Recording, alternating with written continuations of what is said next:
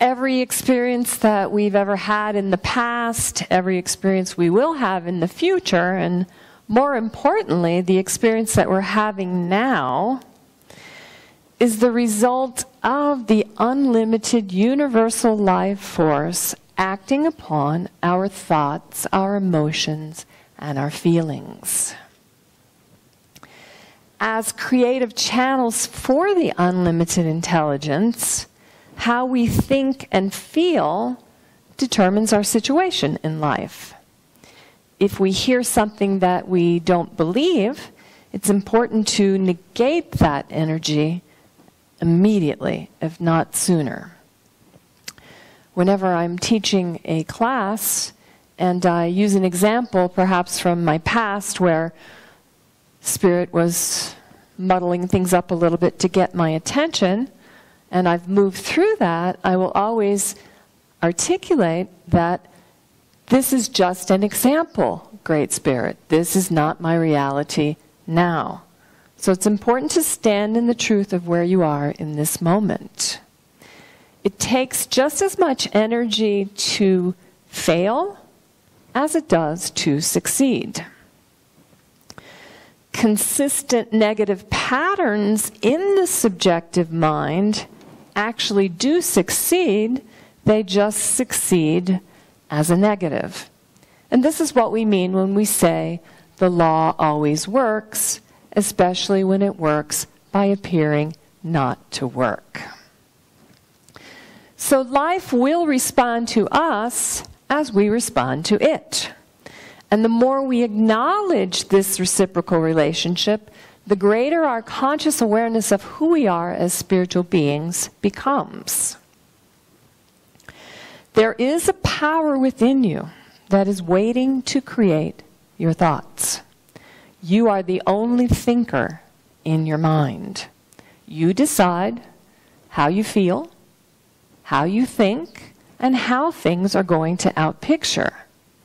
Your thoughts and your emotions release the perfection of whatever you can imagine in your mind. And Raymond Charles Barker, in The Power of Decision, teaches us that whatever it is you want, you can bring into your experience now if you will realize that you can treat yourself to that experience. And when he says treat, he doesn't mean candy. He means spiritual mind treatment, or what is more commonly known as affirmative prayer. So finding fulfillment, which is our theme for October, is about treating ourselves to a greater experience of living. So the answer to the question, can chaos fulfill us, which is the title of my talk this morning, is absolutely. But it can only happen if we are practicing conscious awareness. All decisions, good or bad, alert the creative subjective mind that an idea is being accepted by our conscious mind. The law then acts upon that movement of energy, and a new occurrence unfolds. The nature of life as we live it here and now has within itself the creative power of accomplishment. It also has within itself the creative power of failure. Our decisions give direction to the subjective mind, and life responds by corresponding. So the power of indecision is just as strong as the power of decision. Indecision is simply a decision to fail or not to take any action. And people with problems spend most of their time talking about the details of their problem, and then they wonder why they're experiencing them. When we're absorbed in our own experience, it isn't always easy to understand that we have created it. Instead, we blame our parents, our children, even our politicians, or other sources outside of ourselves, instead of using our conscious mind to select what we want.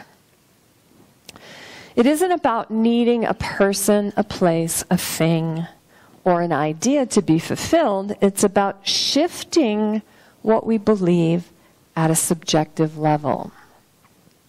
And many of you know that I recently went on a road trip, and one of the things on my bucket list to experience was called House on Fire. And it was where the Anasazi used to live many, many, many moons ago. And as I pulled into Bluff, where I was supposed to stay for the night, the sun was setting and I had been driving forever. And as it turns out, my reservation wasn't there. So I asked the gentleman behind the desk, where do I go now? So he got on the phone and sent me another 30 minutes down the road to a little town called Blanding. And as I was unloading, I was filling water from the big jug into the small jug to take upstairs to my room. And there were a couple gentlemen sitting up on the second floor, and they yelled down, "Is that vodka?" And I said, "No, sorry." And after I went up and took a bath and relaxed, I went back outside and approached them, and I said, the only downside about traveling alone is I'm a pretty gregarious girl. So is that seat taken? And they invited me to join them. And I found out that their SUV had broken down, their off-road vehicle, and so they were kind of bummed out. And I shared with them my itinerary and my plans to go to House on Fire the next morning. And one of the two gentlemen said to me, "Oh, you'll never get there in your car." And I was like, "Why?" He said, "Well, I heard you pull in and bottom out," he said, "and it's pretty rough road over there." So the other gentleman said to that gentleman, "Well," he said, "I've never seen House on Fire, and since we can't go anywhere because the ATV is broken down, why don't we go tomorrow and join her?" So we got in their 4x4 the next morning, and we went to see House on Fire. I could not have planned that. There's no way that I could have planned that. That is evidence of the Spirit moving through the original idea. The original idea was that I was going to see House on Fire. So there cannot be an infinite and something separate from it. Because our mind is one with the infinite mind, it goes to work for us right here and right now, producing whatever we believe we can receive. So original thinking doesn't come from another person. It comes from within our own consciousness. Rumi, the great Sufi poet, says, "Beyond space and time, there is a field. Meet me there in your imagination." So through prayer, meditation, affirmations, communing with Mother Nature, the divine spark illuminates us from within, and we get to play within the creative process. And what's really awesome about that is we don't have to figure out how it works. We just have to trust in the process. It would have been impossible for me to plan what unfolded, and yet the Great Spirit created it through me by canceling my hotel reservation, which could have been catastrophic had I allowed it. The more we understand that the law of mind is the automatic action of that subjective, and it is present everywhere, the greater our experience of living is going to be. And surface optimism will not change the negative patterns. Transforming whatever underlies the outside appearances into physical, mental, and emotional well-being is where the work lies. So don't limit your decisions by investigating the probable reasons why they will never happen. If doubt enters in, even for a fleeting moment, the subconscious cannot act upon your desires. And Raymond Charles Barker, in The Power of Decision, tells us, know what you want, decide it shall happen, and act upon your decision. So what do you see reflected back at you? Regardless of whatever chaos is happening around us, it is only in our own ability to keep our thinking clear that we can rise above the appearances. We don't need to know how the final result unfolds. That job is for the subjective mind. It draws upon greater resources than we can ever begin to fathom. The Great Spirit knows what to do. It knows how to do it. And it does it by means of each of us. It never judges. It never says no. It simply gives. And it works with mathematical accuracy upon every thought, emotion, and feeling.